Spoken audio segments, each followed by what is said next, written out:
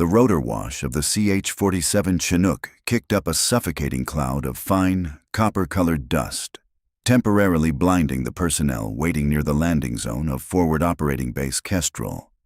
Situated deep in a treacherous, high-altitude valley, Kestrel was widely considered a punishment assignment. It was a remote and hostile piece of real estate where mortar fire was a daily routine and supply lines were notoriously unreliable.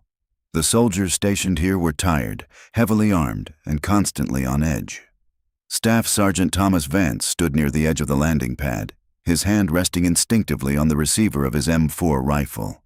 He was the squad leader of an elite ranger detachment tasked with holding the perimeter and conducting deep reconnaissance in the surrounding mountains. His squad was short 3 men, exhausted from back-to-back patrols and desperate for capable reinforcements. Command had promised him a heavy weapons specialist and crucial supplies on this bird. Vance watched the heavy rear ramp of the transport helicopter lower to the dirt, the twin rotors screaming above them. When the dust finally began to settle, Vance narrowed his eyes. There was no squad of fresh rangers stepping off the ramp. There was no heavy weapons team. Instead, a single soldier walked down the corrugated metal incline, dragging a weathered canvas duffel bag and a disproportionately long, heavily padlocked black Pelican case. Vance stepped forward, motioning for his team to hang back. As the new arrival cleared the rotor wash and the Chinook immediately lifted off to avoid becoming a static target, Vance got a clear look at the replacement command had sent him. Sergeant Elena Cole did not fit the profile of anyone assigned to FOB Kestrel. She was a woman in her early 50s, her dark hair heavily streaked with gray and pulled back into a tight, practical bun. Her uniform was faded, lacking the fresh, crisp look of a new recruit, but equally lacking the customized tactical gear favored by the frontline combat units operating in the valley. She wore no plate carrier, just a standard-issue utility uniform, and she carried a basic sidearm holstered at her hip. She looked exactly like what her paperwork stated she was, a career logistics clerk and armory maintainer. Vance wiped the grit from his face, staring at her as she set the heavy Pelican case down in the dirt. She didn't look around with the wide-eyed apprehension typical of rear-echelon personnel arriving at a frontline combat outpost. She just stood there, waiting for the helicopter noise to fade, her expression entirely neutral. "You have got to be kidding me," Vance muttered under his breath. He closed the distance between them, his towering frame casting a shadow over her. "You lost, Sergeant?" Cole looked up at him. Her eyes were a pale, washed-out blue, and they met his gaze without a trace of intimidation. "Sergeant Cole, requisitioned as the new supply clerk and armorer. I have the manifest for the resupply drop that was supposed to be on that bird, but the loadmaster said it got bumped for priority medical evac out of Bagram." Vance let out a harsh, humorless laugh, turning his head so the half-dozen rangers standing near the concrete barriers could hear him. "Priority medical evac, right. So instead of the Mark 47 gunner and the ammunition I requested, Battalion sent me a grandmother to count blankets and clean-jammed rifles." A few of the younger rangers snickered, leaning against the blast walls. They were elite, highly trained, and operating in a high-stakes environment where every person on the base needed to be a capable shooter if the wire was breached. To them, an older supply clerk was dead weight.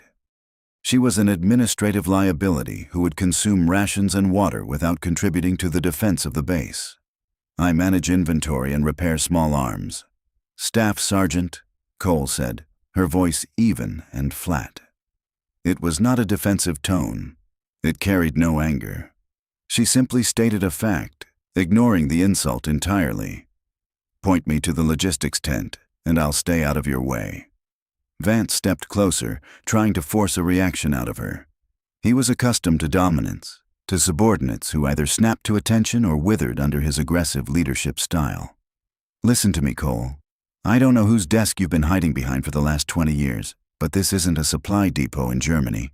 People die in this valley every week. When the hostiles come over those HESCO barriers, nobody is going to care if your spreadsheet is updated. You are administrative baggage. Do not get in my squad's way, and do not expect us to babysit you when the shooting starts." Cole didn't blink. She reached down, her hands wrapping around the molded plastic handles of her heavy Pelican case. "I won't require babysitting. The logistics tent." Vance glared at her, unnerved by her total lack of response to his aggression. He pointed a gloved finger toward a cluster of sandbagged canvas structures near the center of the compound. "Over there. Try not to break a hip."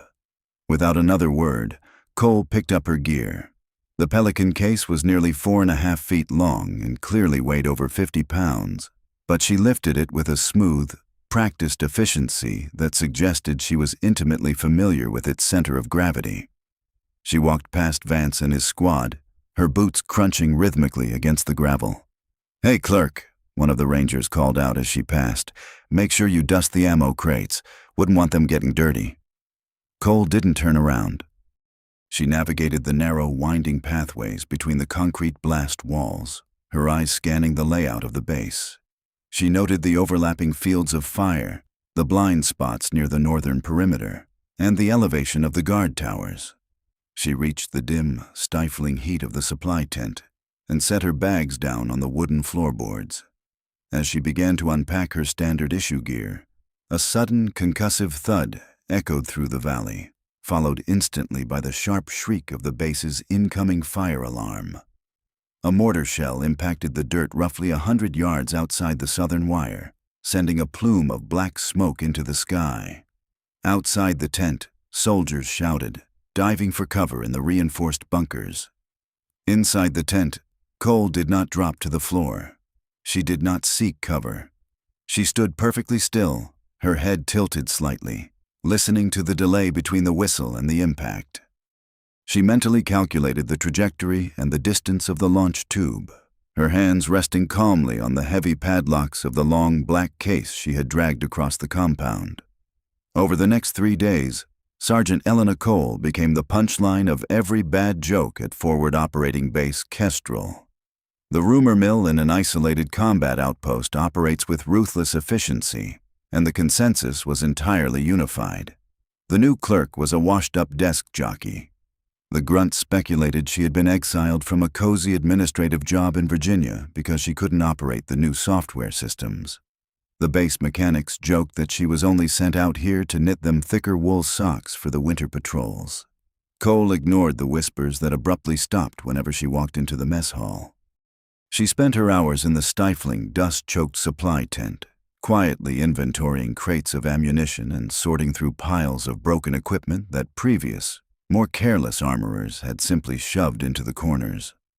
Private First Class Miller, the youngest ranger in Staff Sergeant Vance's squad, pushed through the heavy canvas flaps of the supply tent on the 4th afternoon.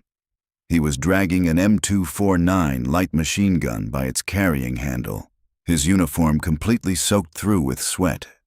The weapon was a disastrous mess.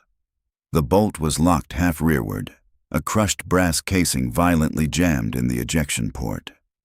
"Sergeant," Miller muttered, dumping the heavy weapon onto the wooden counter.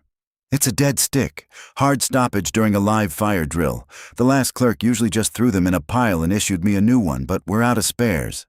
Cole set down her clipboard. She didn't reach for a technical manual, and she didn't complain about the grime covering the gun. Instead, she pulled the weapon toward her. Miller watched, expecting her to struggle with the charging handle.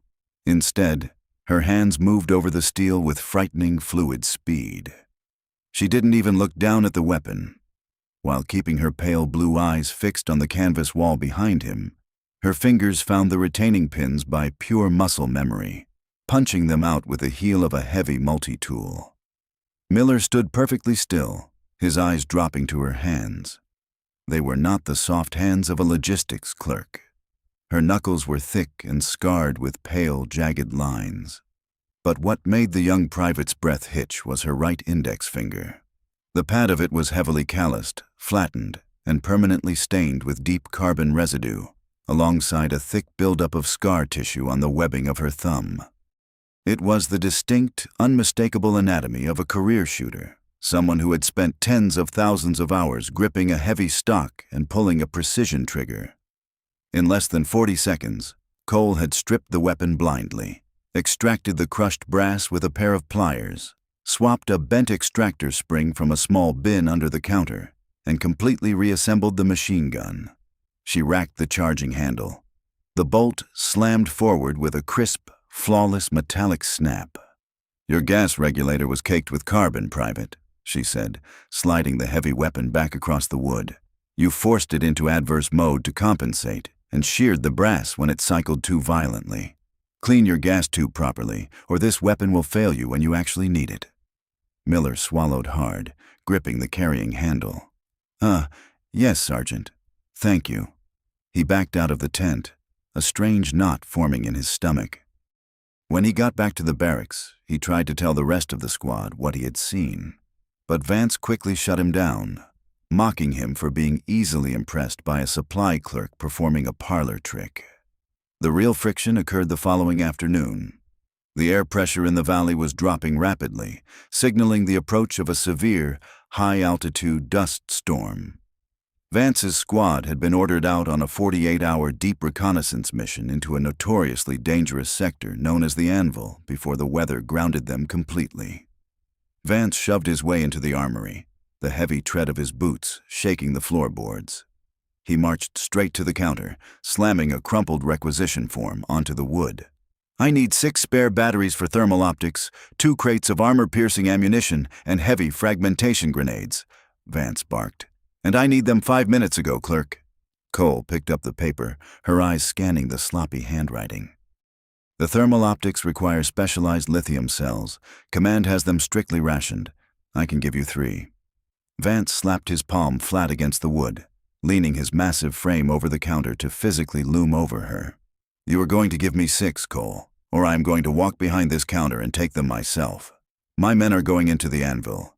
I am not going to let a glorified secretary tell me what I can and cannot carry outside the wire." Cole slowly set the paper down. She didn't take a step back. She didn't flinch. She simply raised her head. "I will give you 3, Staff Sergeant," she said, her voice remaining perfectly flat.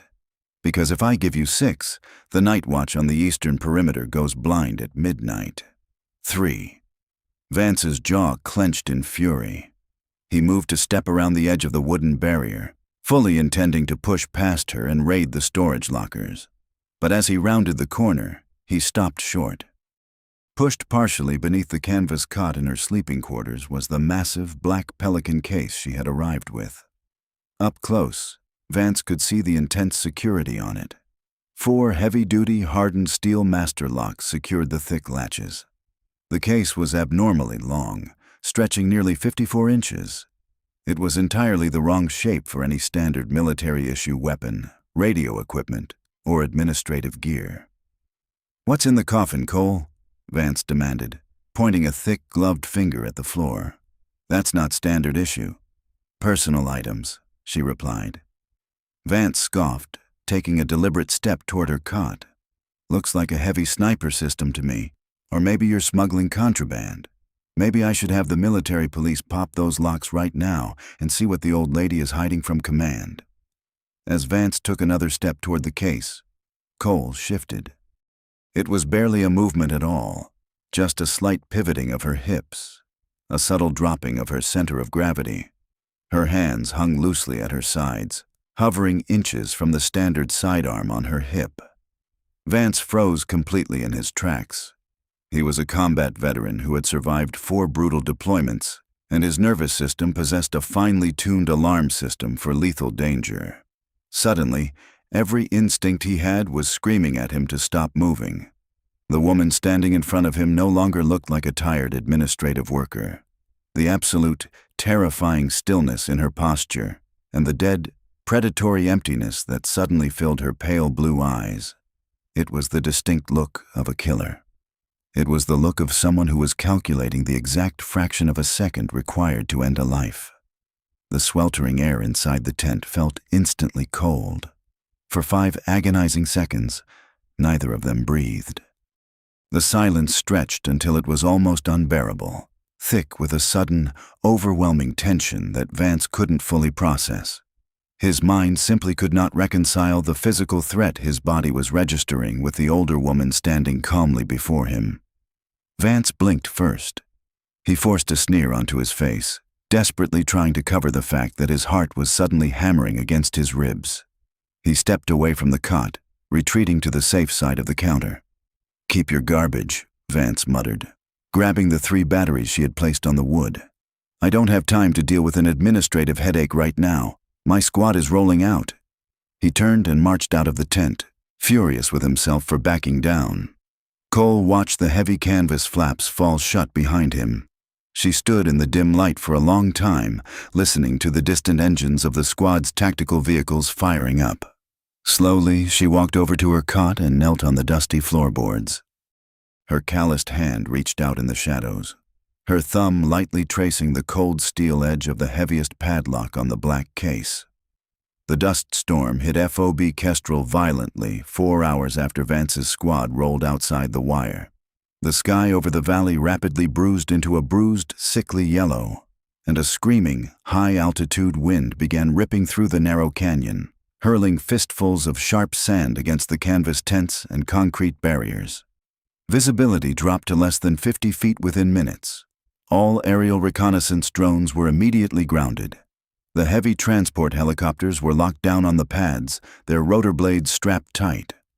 Inside the Tactical Operations Center, a heavily fortified bunker buried under a mountain of sandbags, the atmosphere was tense.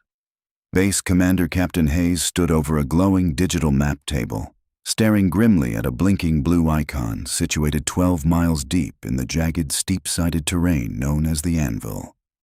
"Comms are holding, but there's a lot of atmospheric interference," the radio operator reported, pressing his headset tightly against his ear. "Vance is reporting they've reached the observation point, but the visibility is garbage." "Tell them to sit tight and hold position until the storm passes," Hayes ordered, crossing his arms. "I don't want them navigating that terrain blind." The radio operator keyed his mic. "Viper 1, this is Kestrel Actual. Hold your position. Acknowledge. Over." There was only a loud hiss of static. Then, the radio exploded. "Contact! Contact! Heavy fire! We are pinned!" Vance's voice ripped through the speakers, no longer carrying its usual arrogant swagger. He sounded breathless, fighting to be heard over the deafening, rapid-fire, crack, crack, crack of incoming assault rifle fire. "Kestrel, this is Viper 1. We are taking heavy fire from elevated positions. Multiple PKMs and RPGs. It's a coordinated ambush." Captain Hayes lunged for the microphone. "Viper 1, give me your exact grid." "Grid 39er Tango," Vance shouted, the sound of an explosion shaking the audio feed. "They let us walk right into the center of the bowl. They have the high ground on 3 sides. We are fully surrounded." "How many?" Hayes demanded, his heart sinking as he looked at the topographical map. The Anvil was a natural kill box, a deep, rocky depression surrounded by sheer cliffs. If they were caught in the center, they had 0 cover. 50, maybe more," Vance yelled. "They're moving down the ridges. We're taking massive suppressing fire. We need immediate air support." Hayes looked up at the air liaison officer. The man shook his head grimly. "Negative, sir. The wind shear is too violent. If we send an Apache up in this, the storm will slam it into the canyon walls before it even reaches the grid."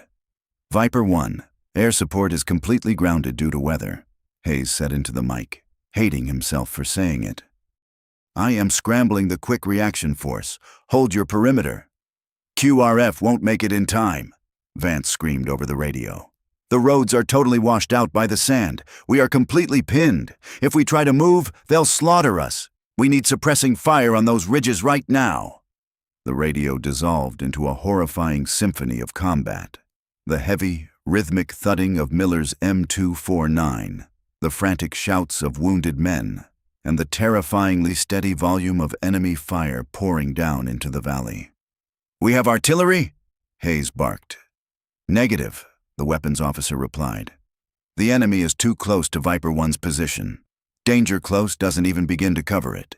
If we drop 155mm shells into that bowl blindly through this storm, we'll wipe out Vance's squad ourselves." The room fell into a sick, heavy silence, broken only by the frantic radio transmissions. They were listening to a massacre unfolding in real time, completely helpless to stop it. 50 yards away, Inside the sweltering heat of the supply tent, Sergeant Elena Cole was not listening to the radio, but she knew exactly what was happening. The frantic activity of the quick reaction force scrambling their vehicles had echoed loudly over the howling wind. Cole stood in the center of the dark tent. She looked at the wooden counter, then down at her calloused hands. She let out a slow, deeply tired sigh, as if acknowledging an old, burdensome friend. She walked to the foot of her cot, gripped the heavy plastic handle of her black Pelican case, and dragged it into the center of the room. From around her neck, she pulled a steel chain holding a single, heavily grooved key. With 4 sharp metallic clicks, the heavy padlock snapped open. Cole flipped the latches and threw back the lid. The weapon rested inside the custom-cut foam like a sleeping beast. It was a Che-Tak M200 intervention, an ultra-long-range anti-materiel sniper system chambered in .408. It was not a standard military issue item for conventional forces. It was a highly specialized, custom-tuned platform designed for extreme-distance kinetic engagements. Next to it lay a massive, sophisticated ballistic computer, an anemometer for reading wind shear, and several heavy boxes of match-grade solid copper ammunition. Cole's movements changed instantly. The tired, slow posture of the logistics clerk vanished entirely, replaced by the lethal mechanical efficiency of a master craftsman.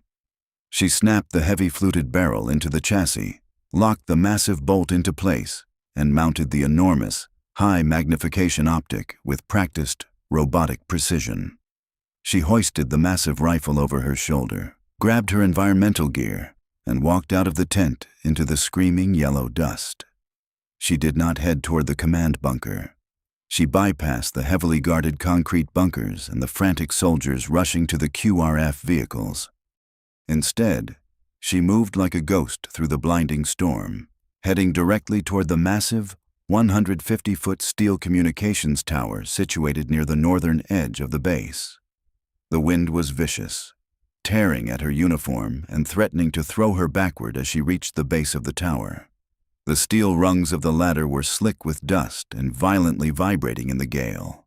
Climbing it in these conditions, burdened with 40 pounds of steel and ammunition, was an act of absolute insanity. Cole slung the heavy rifle tight across her back, grabbed the first rung, and began to climb.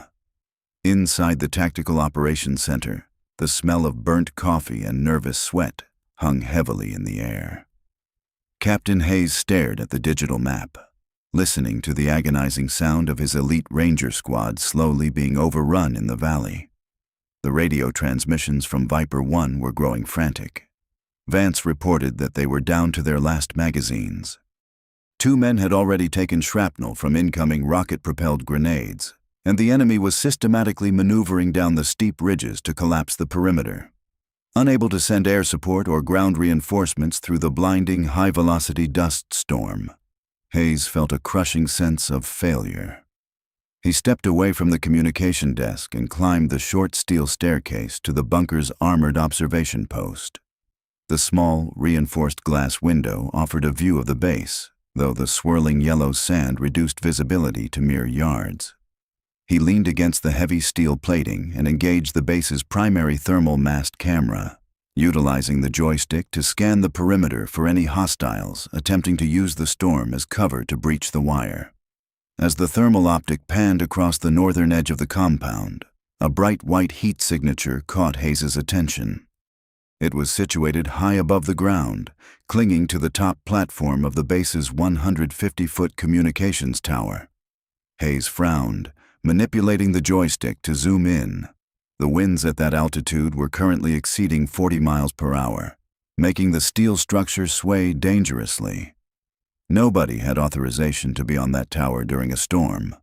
As the thermal lens brought the figure into focus, Hayes felt his breath catch in his throat. It was a solitary figure, strapped to the outer railing with a safety harness. But what paralyzed the base commander was the massive, distinct outline of the weapon resting on the grated steel platform. Even in the grainy thermal feed, Hayes immediately recognized the profile of a Che-Tak M200 intervention, an ultra-long-range precision rifle. He watched as the figure expertly attached a heavy thermal imaging clip-on to the front of the massive optic, sliding a specialized lithium battery into the housing. It was one of the 3 batteries the supply clerk had refused to give to Vance. Hayes zoomed the camera further, focusing on the shooter's face. The thermal rendering showed the tight bun of hair and the sharp, focused profile of Sergeant Elena Cole. The woman he had approved for logistics duty was currently perched on a violently swaying tower, handling a weapon system that only a fraction of the military's most elite operators were qualified to use. High above the base, Cole ignored the howling wind tearing at her uniform. Her world had shrunk down to the illuminated reticle of her scope and the raw mathematical data scrolling across her ballistic computer. The distance to the northern ridge of the anvil was 2,450 meters. Shooting at that extreme range was not a matter of simply pulling a trigger. It was an applied science. The bullet would be in the air for over 4 seconds. Cole checked the anemometer strapped to the railing. She needed to calculate not just the crosswind at her current position, but the varying wind shears funneling through the canyon below, the barometric pressure drop caused by the storm, the ambient temperature, the aerodynamic jump of the projectile, and the Coriolis effect of the Earth rotating beneath the bullet during its flight. She input the final variables with practiced mechanical efficiency. Her calloused fingers reached up to the massive turrets on her optic, dialing in the precise adjustments for elevation and windage. She settled her shoulder into the heavy stock, controlling her breathing until it was a shallow, steady rhythm. The swaying of the tower was severe, but she timed the structural flex, finding the brief fraction of a second where the steel paused before swinging back. She found her first target. It was the white heat signature of a heavy machine gunner positioned on a rocky outcropping, actively pouring fire down into Vance's pinned squad. Cole exhaled slowly, letting her lungs empty entirely. She pressed the trigger.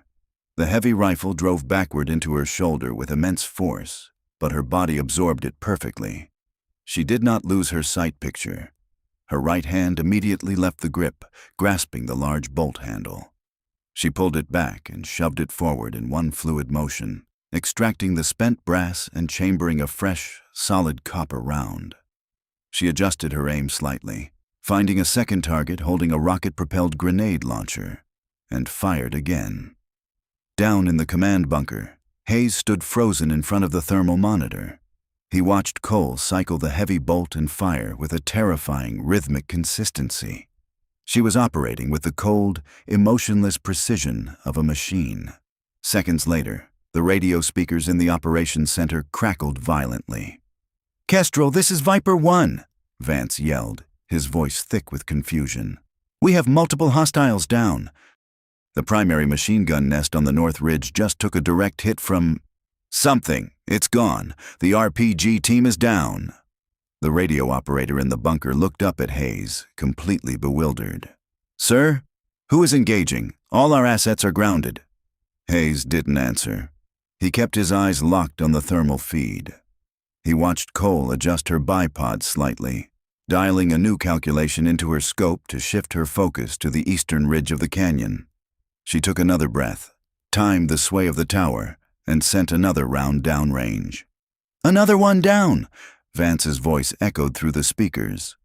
The sheer panic in his tone had been entirely replaced by disbelief. "They're dropping from the high ground. We don't hear the shots. Kestrel, what is your status? Do we have fixed-wing support dropping ordnance through the cloud cover?" "Negative, Viper 1, Hayes finally said, picking up the secondary microphone.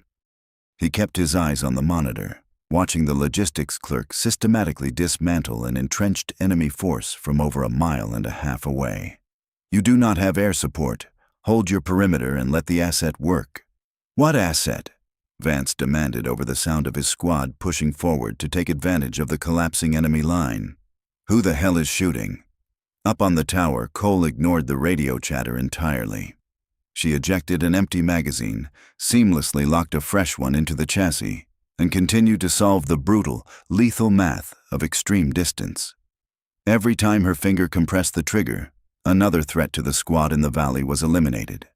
The hostiles, unable to hear the suppressed reports from the base over the howling wind, and completely incapable of seeing where the fire was coming from, began to break from their elevated positions and retreat in total disarray. The high-altitude dust storm finally broke shortly after dawn, leaving a thick, chalky layer of fine copper sand over every surface of forward operating base Kestrel. The screaming wind died down to a dull breeze, and the sickly yellow sky gave way to clear, brilliant blue. Down at the main gate, the heavy steel barriers were pulled aside as the armored vehicles of the Quick Reaction Force rumbled into the compound. Tucked securely between the heavy gun trucks were the tactical vehicles of Staff Sergeant Vance's Ranger Squad. The men pouring out of the transports were thoroughly battered. Their uniforms were torn, their faces were caked in sweat and dirt, and 2 of them were being supported by their squad mates due to minor shrapnel wounds. But they were all alive. They had survived an ambush that should have left them dead in the bottom of a rocky canyon. Vance stepped out of the passenger side of the lead vehicle. He did not look relieved. His face was a tight mask of adrenaline, exhaustion, and profound confusion. He stripped off his heavy plate carrier, dropped it in the dirt, and bypassed the medical triage area entirely. He marched with heavy, determined steps straight toward the command bunker. Inside the Tactical Operations Center, the tense atmosphere had finally evaporated, replaced by the quiet, methodical work of logging the after-action reports. Captain Hayes stood near the digital map table, holding a cup of stale coffee, as Vance pushed through the heavy blast doors. "Captain," Vance said, his voice hoarse from yelling over the radio and swallowing dust for the last 14 hours. "I need to know who was operating in our sector." Hayes looked at his squad leader, setting his coffee down on the metal desk. "Nobody was operating in your sector, Staff Sergeant. The anvil was completely empty except for your men and the hostiles." "With respect, sir, that is completely impossible," Vance countered, stepping closer to the table. "My squad was pinned by over 50 heavily armed fighters. They had high ground, suppressing fire, and RPGs. We were out of ammunition and completely trapped. Then, suddenly, the enemy's heavy gunners just started dropping. Their squad leaders were eliminated in total darkness through a severe dust storm from ranges we couldn't even calculate. The hostiles panicked and broke their lines because they thought a massive Special Forces element was flanking them. I need to know which JSOC team bailed us out so I can go shake their hands." Hayes crossed his arms, looking at the exhausted Ranger. "It wasn't a JSOC team, Vance. It was one shooter, operating from inside this base." Vance stared at the base commander, his mind completely rejecting the information. He shook his head. "Sir, the anvil is over 2,000 meters from our perimeter wire." The crosswinds in that valley were exceeding 40 miles an hour. Nobody hits targets at that distance under those atmospheric conditions. It defies the physical limitations of standard-issue ballistic equipment. "I agree," Hayes said quietly. "Follow me." The captain walked out of the command bunker, stepping into the bright morning sun. Vance followed close behind, his boots crunching over the fresh layer of sand covering the compound. He expected Hayes to lead him toward the sniper observation towers or the heavy weapons emplacements. Instead, the commander navigated the narrow pathways between the blast walls and stopped in front of the canvas flaps of the supply tent. Hayes pushed the canvas aside. The air inside the tent was hot and smelled sharply of heavy carbon solvent and gun oil. Standing behind the wooden counter was Sergeant Elena Cole. She was entirely covered in fine yellow dust. Her uniform was stained with grease, and she looked deeply fatigued, her pale blue eyes shadowed by lack of sleep. Resting on the wooden counter between them was the massive Chaytak M200 intervention. The weapon was broken down into its primary components. Cole was methodically running a brass brush through the heavy, fluted barrel. Sitting neatly to the side of the receiver was the large thermal imaging optic, and resting right next to it were 3 specialized lithium batteries. Vance stopped dead in his tracks. His eyes darted from the ultra-long-range sniper platform to the batteries he had aggressively demanded yesterday, and finally to the calloused, carbon-stained hands of the older woman wiping down the bolt assembly. The memory of his own behavior, mocking her age, calling her a grandmother, dismissing her as useless administrative baggage, rushed back with the force of a physical blow. He suddenly remembered the terrifying, dead stillness she had displayed when he had threatened to open her heavy Pelican case. "Staff Sergeant Vance," Captain Hayes said, his voice carrying the firm, undeniable weight of authority. "I don't believe you took the time to read the full personnel file of our new armorer. This is Master Sergeant Elena Cole. She was formerly attached to a highly classified Tier 1 element under Joint Special Operations Command.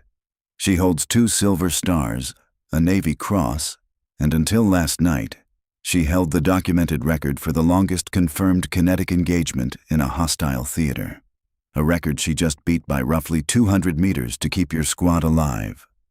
Vance felt the blood drain entirely from his face. He stood completely rigid, his mind racing to process the sheer magnitude of his own arrogance. He had spent 3 days bullying and insulting the single deadliest, most highly decorated operator he had ever met. He had told her not to get in his way. He had told her he wouldn't babysit her. And in return, when the storm grounded all air support and left his men to die in the dirt, she had quietly climbed a swaying steel tower in hurricane-force winds and systematically dismantled an entire enemy company to save his life. Cole did not look up from her work. She picked up a clean rag and wiped the excess oil from the massive steel bolt, her movements slow and exact. She did not ask for an apology. She did not demand his respect. She simply continued to maintain her gear, fully comfortable in the heavy silence. Vance swallowed hard, forcing past the thick lump of shame in his throat. He snapped his boots together, standing at rigid, perfect attention. The aggressive, towering squad leader was entirely gone, replaced by a man humbled to his absolute core. "Master Sergeant," Vance said, his voice dropping to a quiet, intensely sincere register. "I was entirely out of line. I disrespected you, I questioned your presence on this base, and I acted like a fool. You are the only reason my men are coming home to their families today. I owe you our lives. I am profoundly sorry." Cole set the rag down.